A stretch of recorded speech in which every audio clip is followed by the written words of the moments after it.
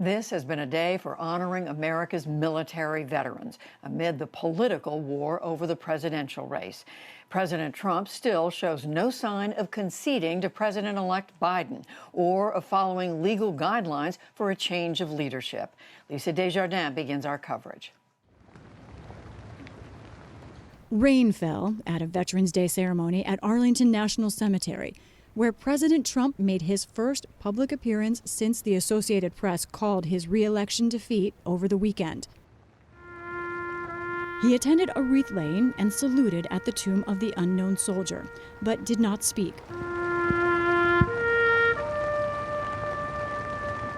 In Philadelphia, President-elect Joe Biden made his own Veterans Day stop.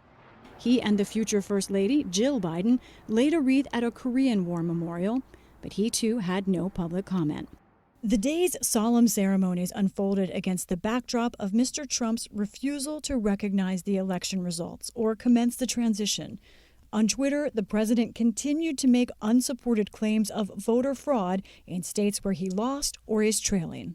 Good morning, everyone. One of those states is Georgia, where the Secretary of State today announced a hand recount of all ballots in the presidential race. I'm sure that there'll be plenty of oversight. We want to make sure that both parties have the opportunity to observe this because we understand the stakes are high. Mr. Biden leads in Georgia by about 14,000 votes. The recount comes after the Georgia Republican Party and the state's entire Republican congressional delegation sent a letter to the Secretary of State alleging fraud without evidence. They asked him to investigate, quote, serious allegations of voting irregularities in both the presidential and the two U.S. Senate races there. Those two Senate races are headed for runoffs in January. The Trump campaign also continues to file legal challenges to the presidential vote count. Today, it sued Michigan to try and block the state from certifying Joe Biden's win, which it is scheduled to do on November 23rd. He leads there by more than 140,000 votes. President Trump did score one victory today.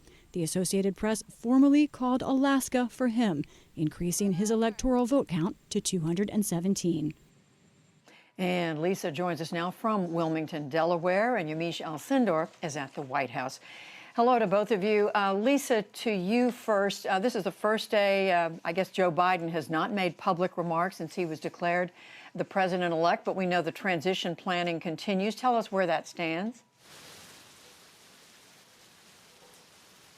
Not a day off for the Biden transition, Judy, that's for sure. They have more than 4,000 positions, about that many, to appoint in government, and they're on their way going through that list. Judy, it's interesting. I talked to an advisor yesterday who told me that the way they're going about that is to look at the policy, try and find the people who will best enact policies that Joe Biden wants, from health care and supporting the Affordable Care Act to climate change to a range of other things, including the minimum wage. And on that front, I can also report that we do think that they will start announcing some potential top staff, starting at the top with the chief of staff, and that announcement for the White House chief of staff under President Biden when he takes over could come as early as this week. Also, Judy, at the U.S. Senate, there's a lot of swirl around several senators, many of Mr. Biden's former opponents, Elizabeth Warren, Bernie Sanders, about whether they would take positions in his administration.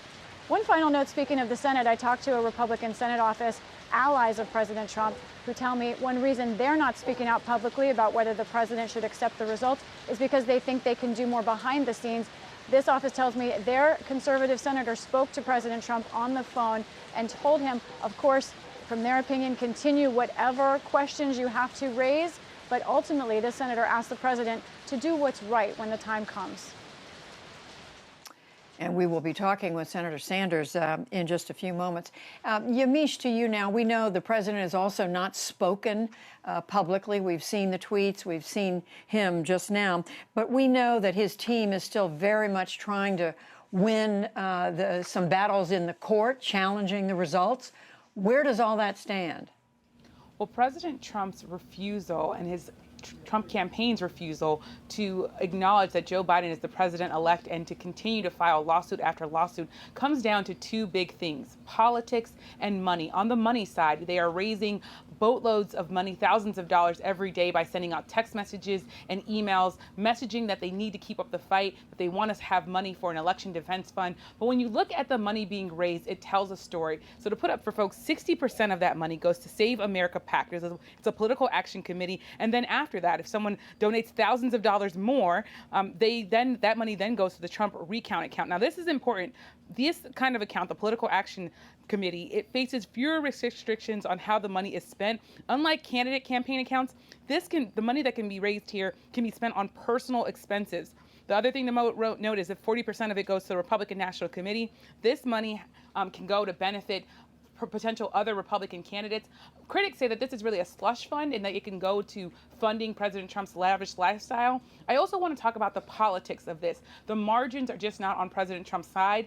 Republican allies of the president told me that today. We want to look at the popular vote margins in these states that are still being contested by the Trump administration and the Trump campaign.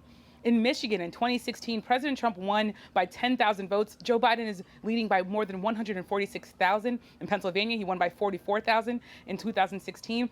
50,000 is what Biden is leading by. In Wisconsin, 22,000 is what President Trump won by. He's leading Joe Biden, President-elect Joe Biden, by 20,000. So those numbers tell a story. They say, and older establishment Republicans tell me, the numbers really just are not going to work out for the president, while younger Republicans are continuing to work day and night to try to find more voters so that they can get people that will overturn those margins. But it's just a really, really uphill battle. And Yamiche, we know with regard that Georgia is going to have a hand recount. What do we know about President Trump's involvement in that? President Trump is continuing to pressure Republicans all over the country, including in Georgia, to really publicly challenge the integrity of the election. Now, the Georgia Secretary of State was out just a few minutes ago saying that the White House has not contacted him directly to pressure him to do any sort of recount. But the Trump campaign sees that recount as a huge win. They want to see that the president might be able to wrestle it back. But as you noted, Joe Biden is winning by 14,000 votes, so it'll be tough. And finally, quickly to you, Lisa, the fact that there will be a narrower margin for Democrats in the House, waiting to see what happens in the Senate until January, what does that mean for Biden planning? Judy, quickly, the new Senate convenes January 3rd. The Georgia election is January 5th. That is going to make it tricky to organize the Senate, and we're going to have to watch it closely. And we thank both of you standing in the rain, Lisa Desjardins in Wilmington, Yamiche Alcindor at the White House. We appreciate it.